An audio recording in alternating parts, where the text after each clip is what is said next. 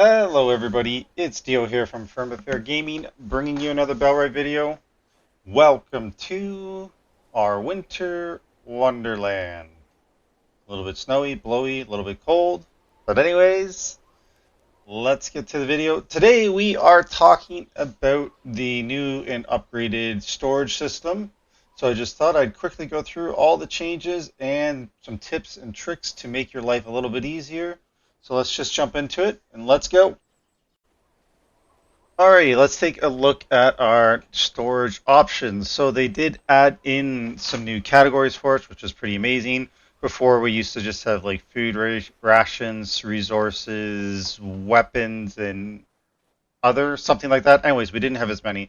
So now we got resources, armor, food rations, gear, weapons, tools, ammo, other. So other is all the books, ammo is our arrows, tools is everything that can be used in our production facilities and farms and all that sort of stuff. Weapons, self-explanatory, all the things that can be crafted to do damage. Gear, so this is all our bags, quivers, our shields are in here. I kind of wish that would be in the armor, but it is what it is. And then our seed pouches and trophies and watering pots and that sort of stuff. Armor is our armor. And then resources is everything we can gather. And food is everything that we can grow and eat. So previously used to be that wheat and flour would be in here. I am happy to say that those are now in resources. So those are the different categories that we can utilize. So that's pretty sophisticated now. We have tons of choices, which is pretty amazing. So setting up the rules for a storage container is actually pretty simple. So by default, they all show up like this with everything checked, which means everything will get delivered here. And we don't want that. So the quick and easy way to do this is, let's just say for this one, I have is just called my excess food. So I only want food stored here. So it is as easy as just unchecking all the boxes. So this will mean that absolutely all food will be delivered here. And that is what this is designed for. But if we wanted to be more specific and specify something where we only wanted to receive certain resources here, so let's say, for example, I'm just going to turn food off and let's go to our resources. Let's just say that I wanted resources set here. So obviously we check that as absolutely everything. Now, if I didn't want everything here, the best bet or the better strategy would be to uncheck it and then just go through and check the things that we do want. So let's just play around and say that I only want some ignits put here. So we'll just come down and we're looking for just ignits. And yeah, so we specified all those. People will come over and start taking things out, which not ideal, but it is what it is for the sake of the video. So let's just say now we have all the tins specified here, and they'll slowly come and pull things out and put the ignits in here as we specified. Now, the next thing that we can actually do is we can specify how many of each ignite that we want in here. So let's just say that this is built near a production facility, so you always want to make sure that some are there.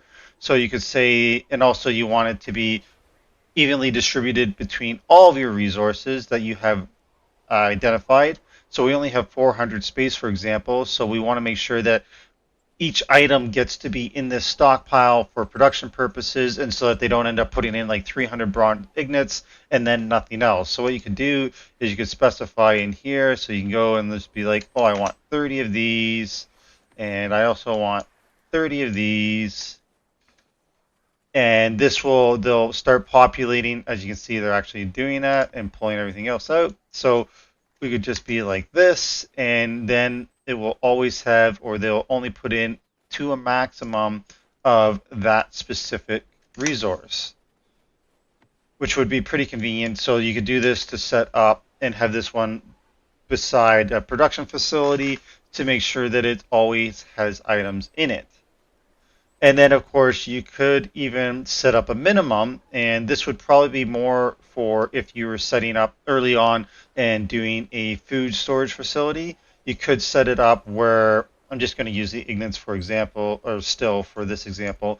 But let's say, pretend this was food. And then you would want, let's say we wanted a minimum of always to be 10 in here.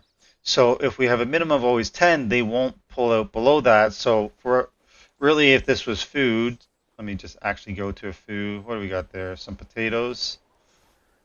May as well use a real example. So let's say we have this set up. We want 10 potatoes and to a maximum of 50. So the reason we would set the minimum is so when they are eating the food, and this would be early on for if you're with your meats and stews and all that, you could set the minimum so that there would always be food there for you to eat for yourself. So if I wanted to, I'd put like 10 smoked meat, large pieces, regular, whatever. And that way, if they would go to the food, they would eat everything except for they would always leave 10 there for me or whatever it was that I specified as a minimum so that I could ensure that I would have a good health pool or stamina pool depending on whatever foods I specified. So that you could also do that for some crafting situations where they would leave certain resources there. Like if you wanted to make sure that you could craft arrows or whatever you wanted to craft, you could set up the minimum so it's there to make sure that it's so that you could go do that as well. Uh, so that is another thing that you could do. And then a good cool thing that they added in here was you can now rename it from just here. So here I could just actually call this Ignatz now because I've changed the whatever it can hold. So I could just do that.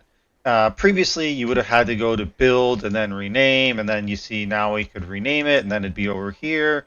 But it's much better now, 100%. And now another cool thing that they added was that now that I have this set up, I can actually copy this setting. So for example, I could go into my storage and you can see all these things. And now I have this. So I have like some other stockpiles that have no names, but I have this set up as Ignatz. I could just come down here to stockpile one, copy settings, and it would be now turned into Ignatz.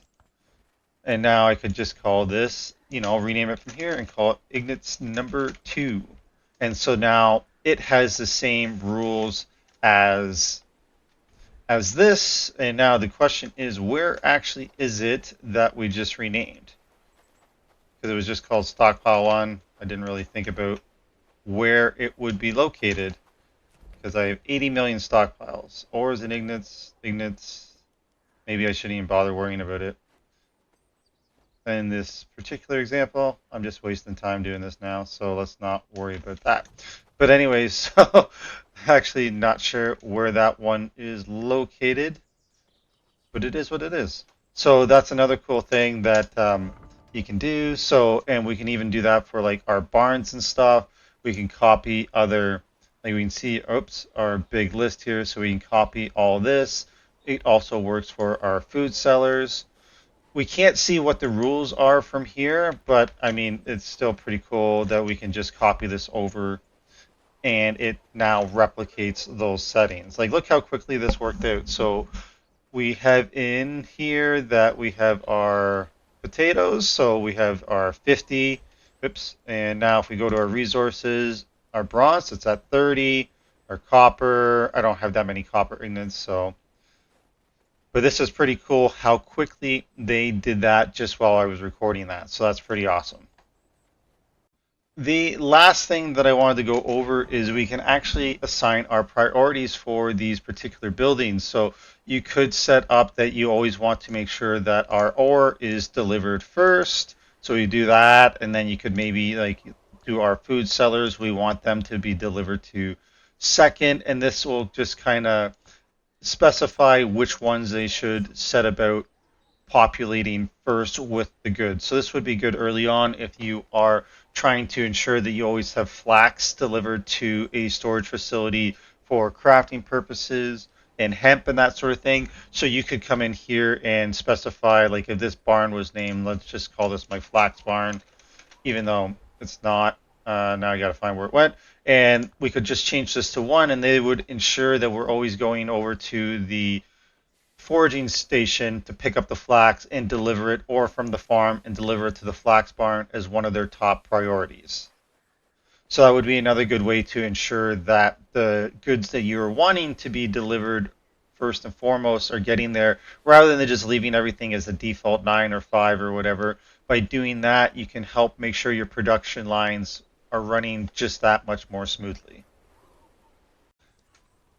And then the last thing that I want to go over that is not really so much a storage tip, but is something that you can kind of utilize at the moment. If you, there is, of course, for the farm and renown kind of thing, you can build the fences around yourself with the 9 wood. Additionally, if you want more storage, what you can do is you can build one of these guys and you can stand on the middle of it, and they can't, the bandits and brigands currently can't get at you. Archers can shoot you, but the melee infantry troops would not be able to. So you could stand on one of these guys and shoot them with arrows, and you could even be able to loot it while you're standing on it and grab more arrows and keep fighting. So that is one thing that I just said wanted to cover that you could technically do with this stockpile storage thing. Since we're doing a storage video, might as well include that one. If people are curious as to why I have such a big quiver and food bag and that sort of thing, as you probably noticed throughout the video, I beat the game and now I'm playing around with some of the mods that are out there, which are pretty cool. Just seeing what element they can add to this game life. So I will be doing a video on that later on, but I just thought I'd cover that since I'm sure people might have noticed my insane inventory and that. So anyhow, that is all for me on this storage video. I hope you enjoyed it. If you have any questions or comments, please let me know below. As always, we appreciate any likes, shares, and subscribes, so please click those buttons. And until next time, I hope you're enjoying Bellwright and all the cool, amazing updates that they keep bringing to us. And we will see you in the next video.